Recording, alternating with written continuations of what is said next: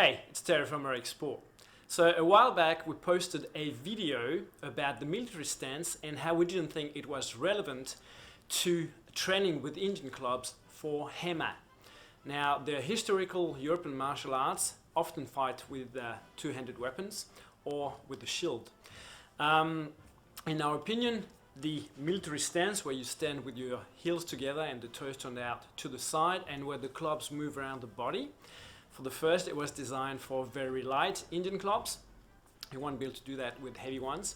And it's a good way to isolate and put more emphasis around the shoulder joint, but it's not a good way to integrate the whole body as you would need when fighting with heavy weapons.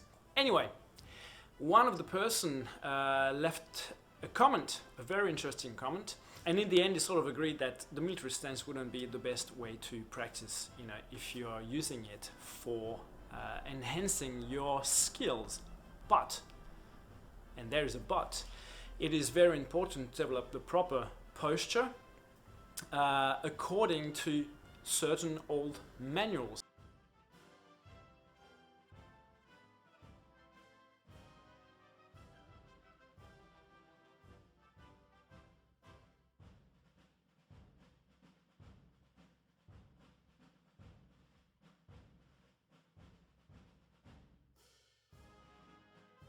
And this one I didn't know, it's a book by Bertram Browne.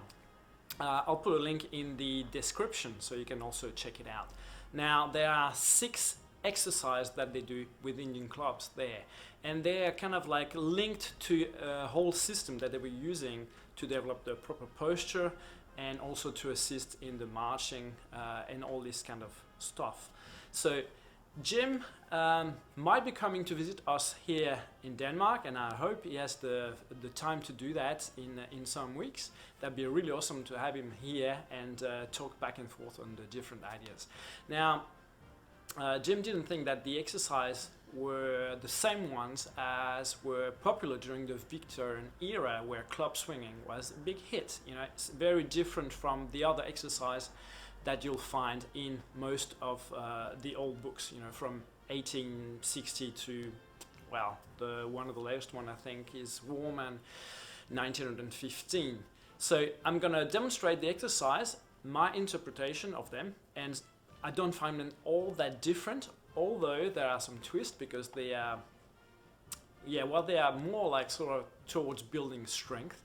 And then I'll make some comments about the historical background context, some parallels, some differences with the training with Indian clubs in India at the time where the British pick up the idea to implement in the military.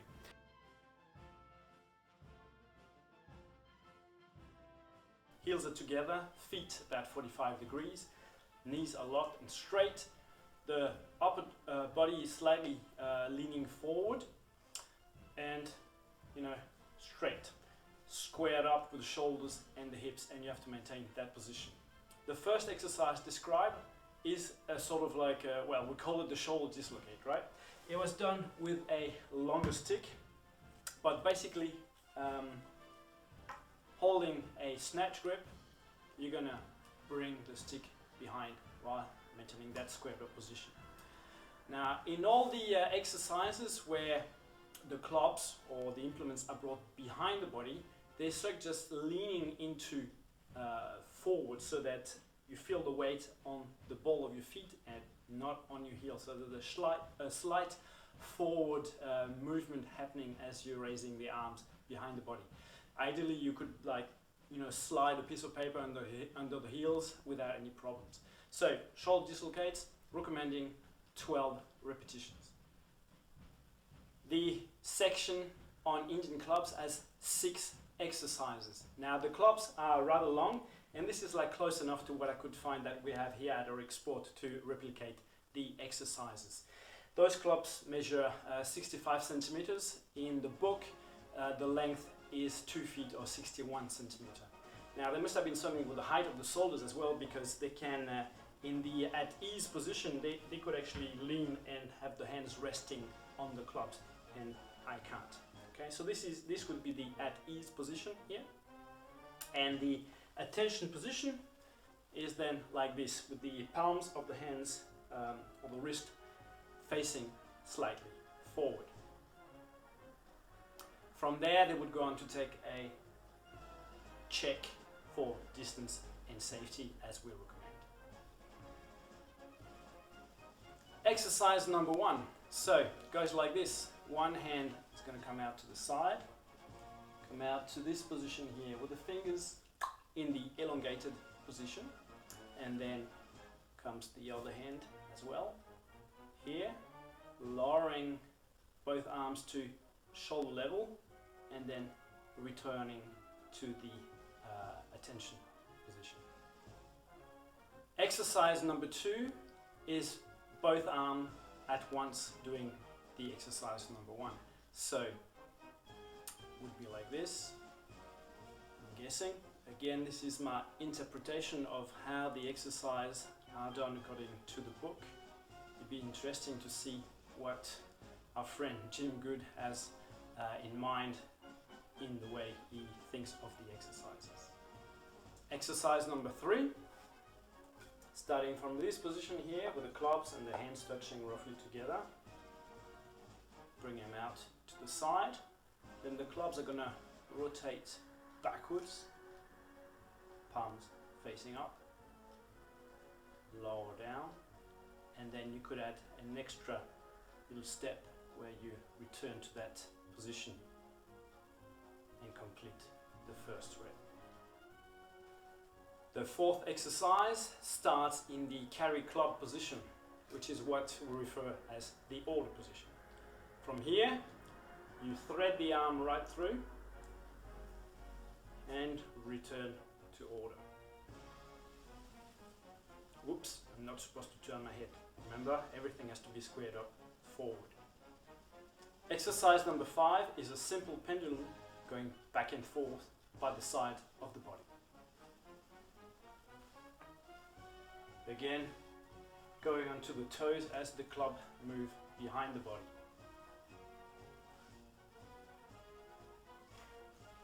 The 6th exercise, raising the club above the shoulder and then behind the back in alternating the arms. Again, I find this very challenging because the guidelines are to keep the shoulders, the hips and shoulders squared up. So why did the Brits take up club swinging in indigenous training practice? Of course, they admired the physiques of the people swinging the clubs, but there was also health reasons.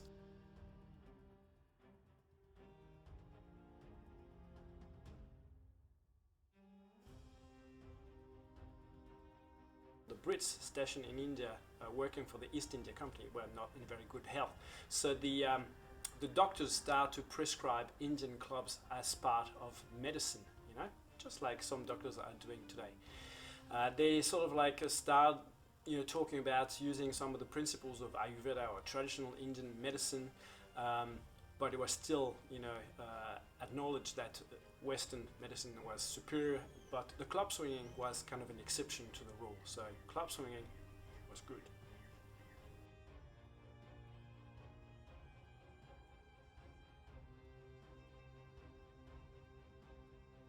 So as the Brits start to adopt the club swinging, they sort of transformed it into, remodel it into something new, so they could call it their own. And this is where we have the appearance of these different shaped clubs, smaller and lighter.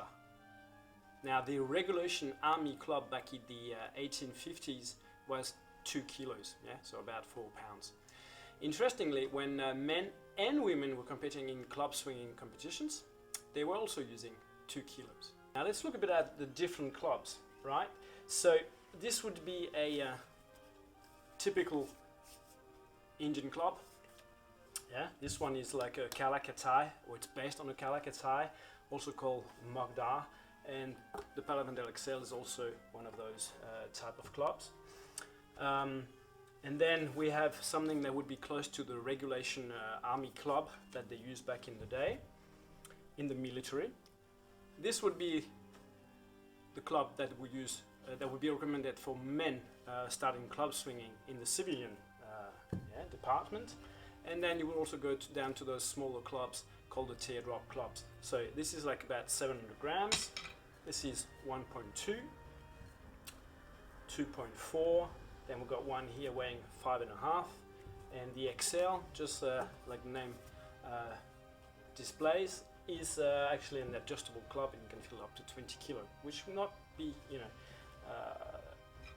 well, uncommon back in India, let's say. Now, this is not an Indian club. It looks the same, same kind of design, teardrop, but this weighs about 300 grams, and it's used in rhythmic gymnastics. Now, it's fine, you can twirl it, you can do, great to do many fancy, complex patterns, but it's not the same purpose as Indian clubs, So great for kids to get started, whatever, but I would not call these Indian clubs. So a lot of the old books, include those published by former military people, include a lot of exercise for the civilian club swinging. If we look again at the 6 exercises that I covered at the beginning of the video, the exercise by Bertram Browne, they're very simple. They're mostly based on outward going circles, or backward going circles. And they are done actually with heavier weights than what you find. He recommended 5, 7 and 9 pounds. Most of the other authors recommended about 1 kilo as the starting point for men and about 700 grams starting point for women. Anything under that was just for children. The club that I used to demonstrate the exercise, 65 centimeter and 2.4 kilos. So roughly what Brown had recommended as the starting weight for the military exercises. So obviously, as you've seen, the exercise kind of like drawn out, trying to build up some strength around the shoulder, more than concentrating on fancy exercises. Even the way they're doing the circles behind the back is not what we know or what we would think of should be done. We would think the heart-shaped swing. They were just doing a very basic circle with the arm extended. Interestingly, with the fingers pointing out, palms up. So yeah, it is different from the exercise that were done by the public around that same time, but really you can find the similarities. Again, I said a lot of outer circles, and we have one exercise that is, and you can refer to the 4-count swing or the alternating back circles. Basically, that's what it is. This one is based on an inner circle, which is your dominant, your strong side of the circle, and that's the one you use to hammer something, or to throw a javelin, or to chop an enemy down with a sword. Now, interestingly, the Brits were also stationed all the way down to Madras, which is now Chennai, Tamil Nadu. So they would have encountered the Kalakatai down there. And Kalakatai has 64 swings. Only 4 of those are done with double clubs. Yet most of the systems, English systems that you'll find about Indian clubs, are done with 2 clubs. In Kalakatai, again, a lot of cross-cutting exercise, because everything is based on sword attack, or closed, that's a generalization anyway, but based for martial arts purpose, so attacking. The outer swing is almost non-existent. Also, they do most of the exercise with a single club. Again, only 4 are done with double clubs. Many of the exercises are done with 2 hands on the club, where they switch grip, or single hand, where they're going to switch hands from rep to rep. So they'll just on one side and switch the hands. So there's a lot of dexterity and coordination and back gripping and re-gripping that is involved in those exercises. So I find it a bit interesting that none or almost nobody that came up with books and training systems, except for Warman, who published a book in 1915, he recommended start training with a single club. And this is also what we do here at Heroic Sport. It makes a lot more sense. Coordinate the movement single arm. There's less going on, so you can learn it faster and learn it better. And then it's just a matter of putting the 2 together. And we find that teaching new beginners this kind of progression works better. Of course, when you're working as well with the single club, you sort of like can start with a heavier club. For example, in the Kalakatai tradition, they start basically with a club that's around 4 kilos for somebody who weighs 70 kilos. Yeah? So it's about a 16th of your own body weight is recommended as the starting club.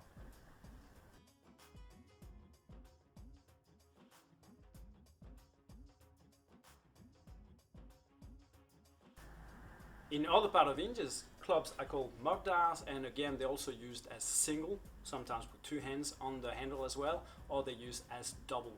And mostly the exercises that you'll see are basically like done in the Persian Zurkhaneh. They are the back circles, alternating back circle. That's pretty much all they do with it.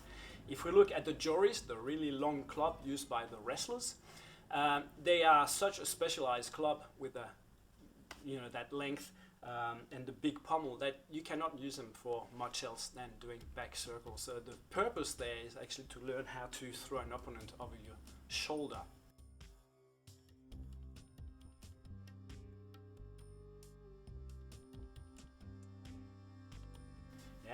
The shorter clubs and larger clubs allow you to do a lot more fancy figures, relying a lot more on wrist circle as well to add some elegance to the swings, based a lot on the outer going circles. So it's a different system, and I've heard from people who've been to India that doing the outer circles or outer heart-shaped swings doesn't come easily to the Indians who've been training with the heavy clubs and mainly concentrating on the inner type of circles.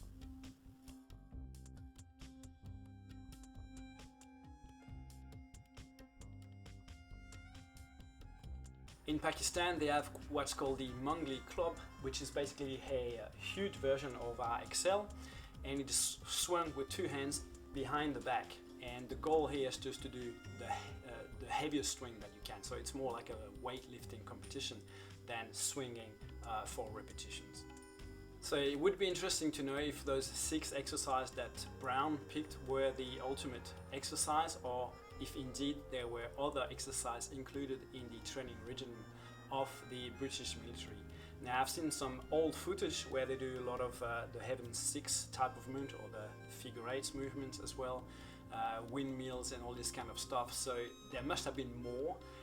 How important or how traditional military exercise they were, I do not know. Was it something that the soldiers played with, watching some of the Indians?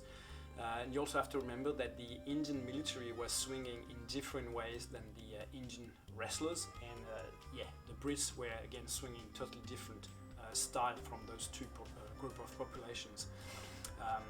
So very broad, it's really hard to tell what is right, traditional and correct. So I observed that in the Indian club swing community, a lot of people advocate, you should always be swinging in the military stance. You should always swing with 2 clubs. The club should only be very light clubs. All this kind of like dogma that comes in, which doesn't really help anything. There are many different type of club swinging traditions out there. People swinging club bells or the steel clubs, they are actually inspired of some of the exercise in southern India. So there's nothing wrong about combining elements as well. It's also what we do at heroic sport, involving the clubs with lower body movements, lower body exercises. That's all good. Personally, we recommend the military stance when you're trying to really focus on mobilizing the shoulder, because the effect is going to be concentrated there. You want to keep the body squared up, and then the club is moving around the body. But it's a different way of training.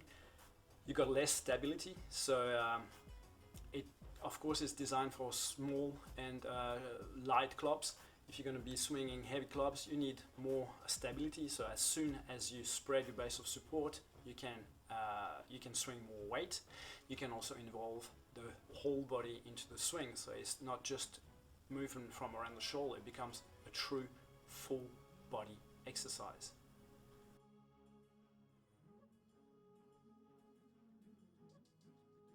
So final thing, the training recommendations for the club swinging exercise, and actually any of the exercise mentioned in Brown's book.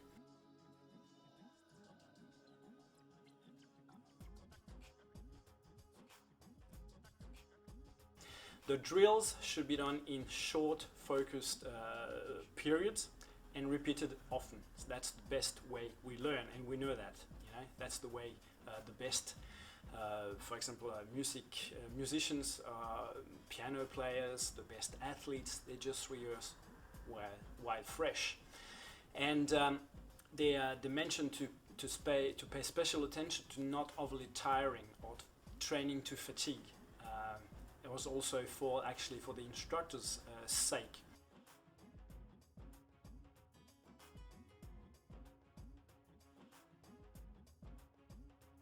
So very sound and efficient training recommendations there. And we actually find a parallel with the traditional Indian medicine that mentioned that you should actually train until you get a light sweat on your forehead, and then that's it. So short, frequent, not to fatigue. Yeah. So if you follow Pavel's recommendation, this will ring a bell. So if you got any information, I've been reading some of the old books, especially about the military side of club swinging. Get in touch with us, leave a comment below. Remember to subscribe. Palavandal from Heroic Sport. Exercise wherever, whenever. Reboot your mind and body.